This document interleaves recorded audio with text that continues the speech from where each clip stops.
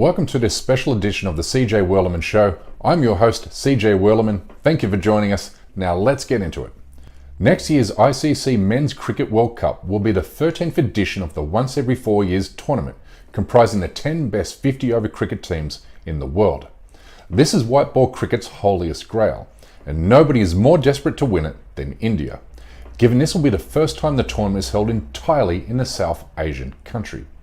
The World Cup is one of those all too rare moments where global politics are put aside to create new legends and fairy tale endings. This should be quite a contest. All is set for an extravaganza of cricket. The World Cup is here. Oh, no way! No way! And smiles all around for the West Indies. Unbelievable. What a comeback from Pakistan. Outstanding from Sheldon Cottrell. And barely anyone alive today will forget the 2019 World Cup final when New Zealand needed just 2 runs to tie off the final ball of the tournament. This is the moment. It's Archer to Guptill. 2 to win. Guptill's going to push for 2. They've got to go. It's gone through. It's got to go to the keeper's end. He's got it. England have won the World Cup by the barest of margins. By the barest of all margins. Absolute ecstasy for England. Agony for New Zealand. But now that I've got you all excited for international cricket, here comes the bad news. India does not deserve to host the Cricket World Cup, given its appalling human rights abuses against religious minorities and its crackdown on journalists and human rights defenders.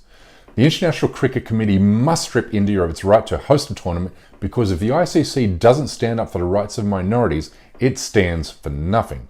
But we know the ICC does care about human rights, given it banned Afghanistan from playing under the Taliban flag at last year's T20 World Cup, because of the way in which the Taliban government persecutes religious minorities.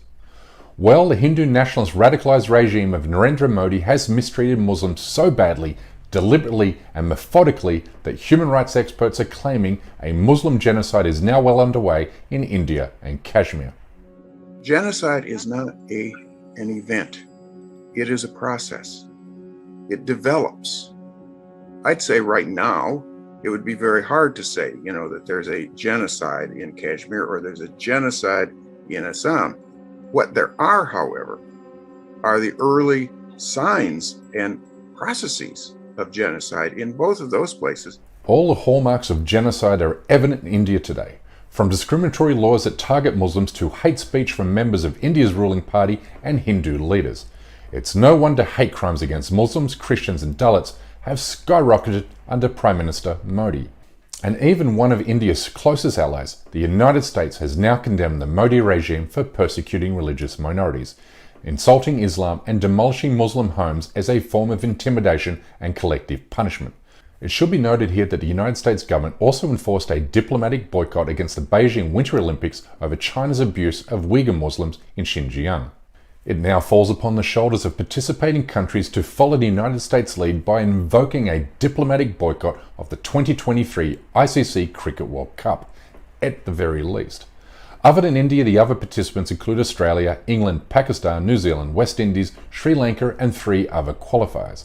The governments of these countries must threaten to boycott the tournament if the Indian government continues to persecute Muslims, journalists and human rights defenders. To that end, corporate sponsors share in this responsibility too.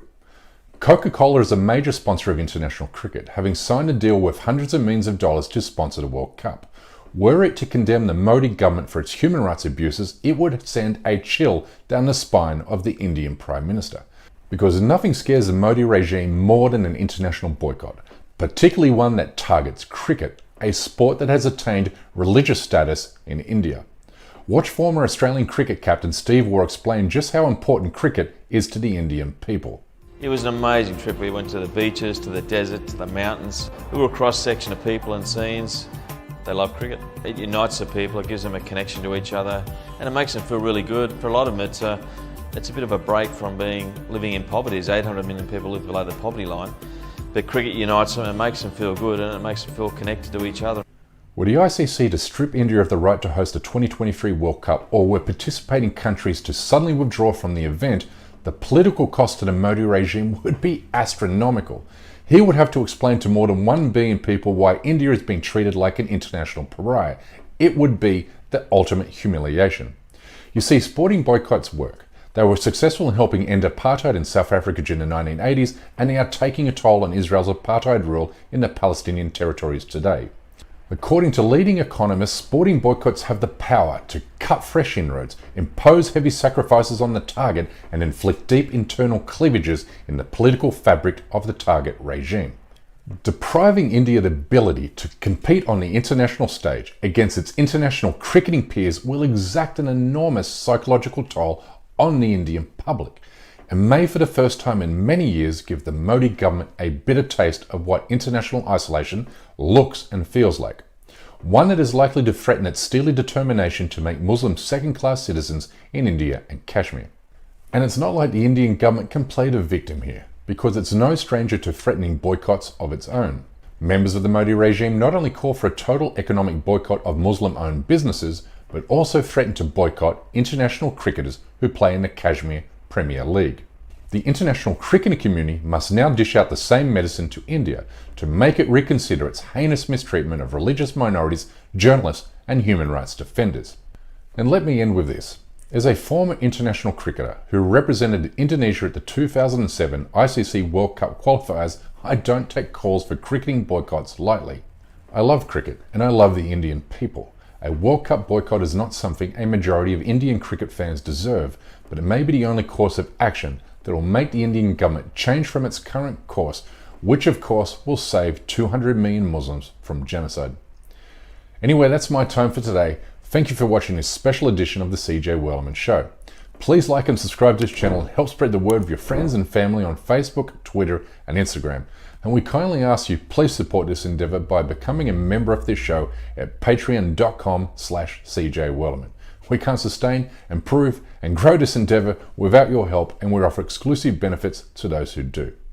But for now, good night, good morning, or good day, wherever you are, and stay blessed.